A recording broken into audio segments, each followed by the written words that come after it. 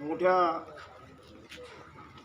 जिम्मेदार पदावर बसलेले प्राईम मिनिस्टर सारखे जे काही व्यक्ती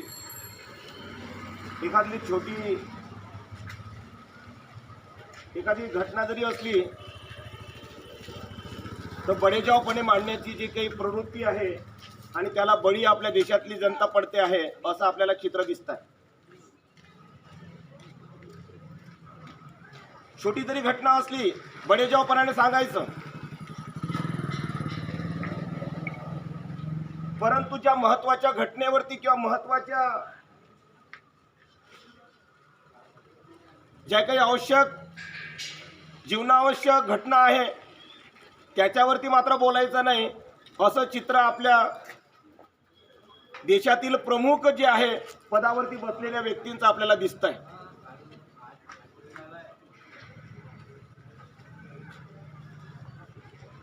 आपण बघतोय देशामध्ये पेपर फुटी झाली आहे. प्रत्येक स्टेटमध्ये आपल्याला आढळून येतोय. आमचे विद्यार्थी 5-5, 6-6 वर्ष अभ्यास करतात, रात्रंदिवस अभ्यास करतात आणि शासन व्यवस्था बेजिम्मेदार शासन व्यवस्था पेपर फोडतात.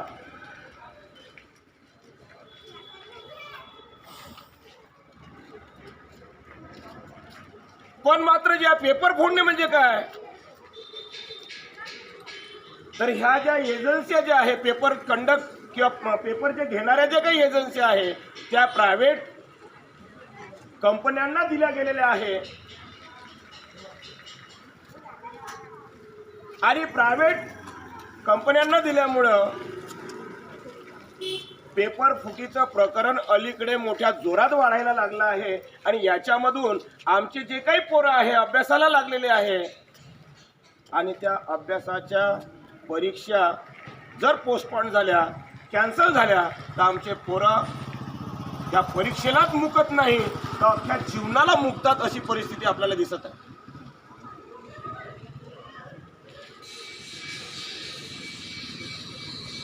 ही एकच परीक्षा नाही, आता MPSC सुद्धा कंत्राटी पद्धतीवरती कंडक्ट केल्या जाईल. म्हणजे महत्वाची परीक्षा सुद्धा ही प्रायव्हेटीकरणाच्या म्हणजे कंपनीला दिल्या जाईल आणि ती कंडक्ट करेल आणि उद्या त्यातला पेपर फुटलाय तर आमच्या पोरांच्या भविष्याचं काय हा प्रश्न इथल्या जे आहे शासन व्यवस्थेला आहे, बेजबाबदार शासन व्यवस्थेला आहे. हे असल्या प्रकारचं आपल्या देशामध्ये घडत आहे. महत्वाच्या घटनांवर शासन व्यवस्थेचा फोकस नाही किंवा लक्ष नाही.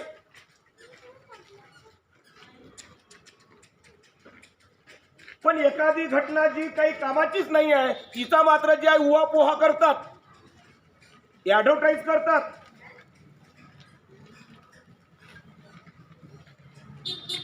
पण इथल्या बेजबाबदार इथल्या बीजेपी शासन व्यवस्थेला सांगणं आहे की इथल्या रेल्वे तुम्ही प्रायव्हेट केलं, एअरपोर्ट प्रायव्हेट केलेत, ऑर्डनन्स फॅक्टरी तुम्ही प्रायव्हेटमेंट टाकली, तुम्ही BSL खतम केला, तुम्ही बँका ज्या आहे प्रायव्हेटीकरणामध्ये टाकल्यात.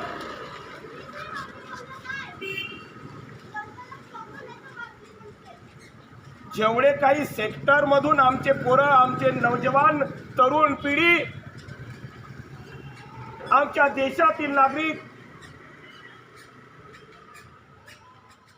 या सेक्टर मधून नोकरीला लागायच्या त्या नोकऱ्या यांनी जे आहे भांडवलदारांच्या कब्जात दिलेलं आहे आणि आमच्या देशातील तरुणांचं नागरिकांचं जे आहे शोषण करणं सुरू केलेलं आहे अशी परिस्थिती आहे. विसरू नका, कुठलीही घटना विसरता कामा नये. नाहीतर आपण काय करतोय, एखादी घटना मणिपूरची घडली की विसरून जा, पण ती आमचीच बघणी होती जिचे नग्नधिंड इथल्या बीजेपीच्या इशाऱ्यावर काढण्यात आली। इथली बिल्किस बानो जे गुजरात आपल्याला जे काही घटना घडली, आजही तिला न्याय ज्या पद्धतीने मिळाला पाहिजे त्या पद्धतीने मिळून राहिलेला नाही। बलात्कार लोकांचे या देशामध्ये सत्कार होतात, घटना विसरू नका। जो विसरतो त्या देशामधलं शासन सुद्धा जे आहे बेजबाबदारीचं निर्माण होते, एवढं लक्षात ठेवा।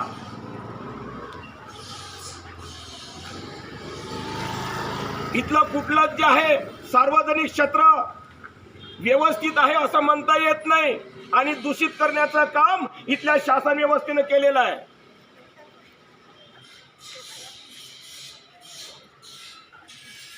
कुठलीही घटना बघा सार्वजनिक क्षेत्रातली, एवढं खोटारडं शासन आजपर्यंत आपण बघितलं नाही स्वातंत्र्याच्या 76 वर्षानंतरही। निवडणुका आल्या की जे आहे कुठलं ना कुठलं प्रलोभन देतात, आणि आमचे सामान्य नागरिक जे आहे त्याला बळी पडतात। मागे 15 लाख म्हटलं, कधी आता पेपर मध्ये 1 लाख येते।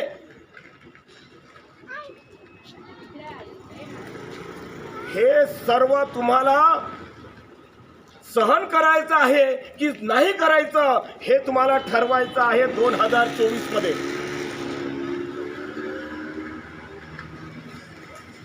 अरे हा देश भारत देश आपला आहे, प्रत्येक भारतीयांचा भारत देश आहे।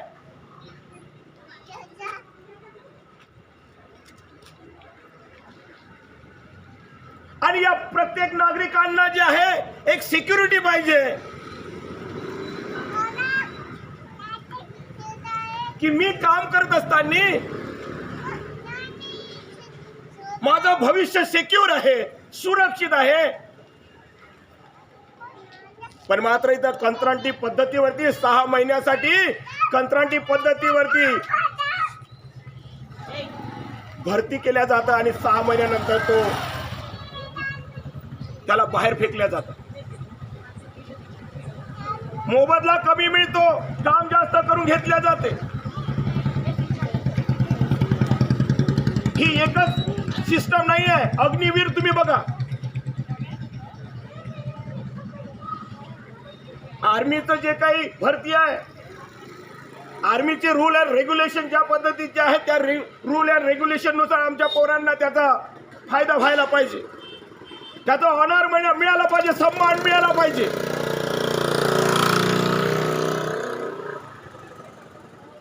पण या देशामध्ये आमच्या तरुणांचा फक्त वापर होऊन राहिलेला आहे।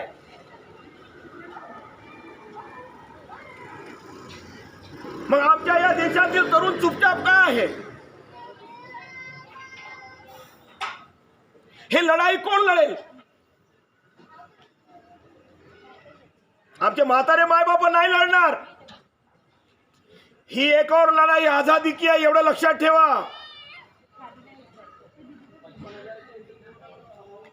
5 वर्ष झाले, 10 वर्ष झाले की एक सरकार असते।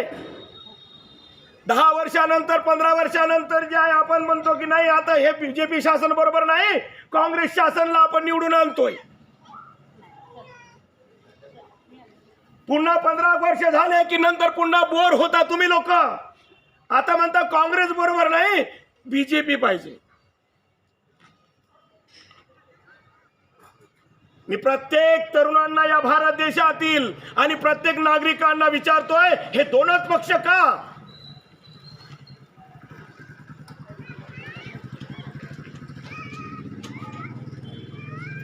हे दोनच पक्ष तुम्ही निवडून का आणता? तिसरा पर्याय का देत नाही? कारण की जो पक्ष नेहमी सत्तेत येतो तो भ्रष्टाचार करतो, एवढं लक्षात ठेवा। तो तुमचं शोषण करतोय।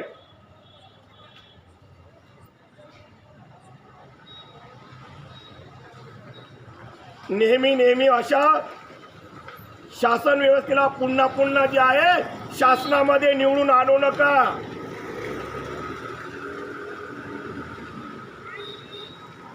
बीजेपीतले लोक काँग्रेसमध्ये जातात आणि काँग्रेसमधले लोक बीजेपी मध्ये जातात. तुमचा काय फायदा होतो?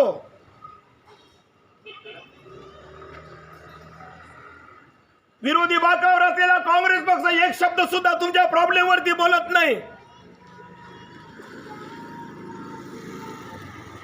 आणि आमच्या या देशातला तरुण कशाला म्हणायचं हेही आम्हाला लाज वाटून राहिली आहे आजच्या घडीला तरुणांची. अरे कोणाबद्दल लढावं हे सुद्धा आमच्या पुस्तकाच्या धड्यातून समजलं पाहिजे. ही लढाई आहे. लढले तर पूर्ण स्वातंत्र्य मिळेल, नाही लढले तर तुमचं शोषण होणार एवढं लक्षात ठेवा. समोरची जे काही दूरदृष्टी आहे त्यांची आम्हाला दिसून येत आहे.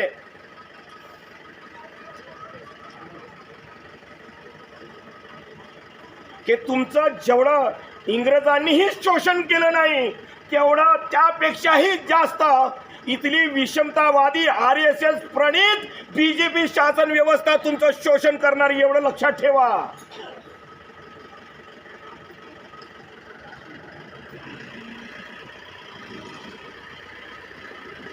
अरे या देशामध्ये महिलांची सुरक्षा सुद्धा या देशामध्ये केल्या जात नाही तर ते उद्या काय करेल अंदाजा लावा.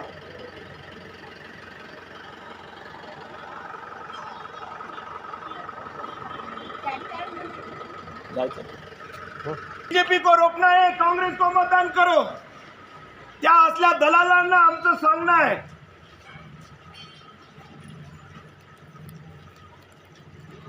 की राजा दगड ज्याला म्हणतो ते बीजेपी आहे आणि वीट ज्याला म्हणतो आहे ती काँग्रेस आहे. पण दोन्हीही दगडासारखीच मारली तर दोन्हीही आपलं डोकं फोडते एवढं लक्षात ठेवा.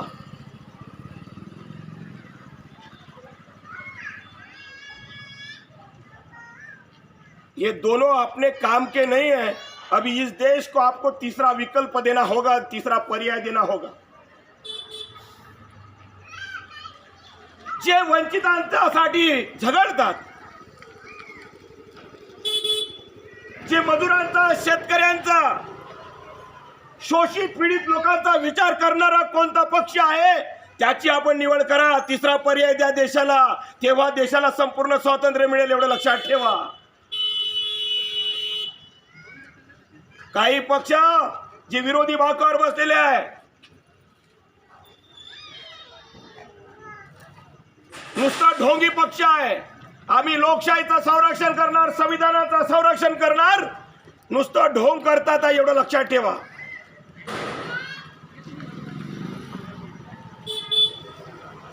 सुरक्षित करणारा पक्ष कोण आहे याला निवडणे आज काळाची गरज आहे, लक्षात घ्या. परंतु त्यासाठी यंदाची निवडणूक ईव्हीएमनी होणार नाही. यंदाची निवडणूक बॅलेट पेपरनी या भारत देशाची व्हायला पाहिजे. आणि यासाठी निवडणुका जर बॅलेट पेपरने झाल्या तर तुमचं संरक्षण करणारं शासन या देशाला मिळेल. आणि या देशामध्ये जर ईव्हीएमने जर निवडणुका होत असेल तर तुम्ही मतदान करण्यासाठी रांग लावू नका, तर तिथे झुंडीने या, एकत्रित या आणि पहिले ईव्हीएम फोडा, तरच आपल्याला न्याय मिळेल.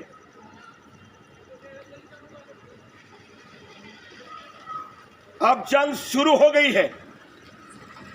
आपल्या लेकरांना सांगा सर्वांनी, माय बाबा हो, अब एक और लड़ाई आजादी की जंग शुरू हो गई है भारत देश में.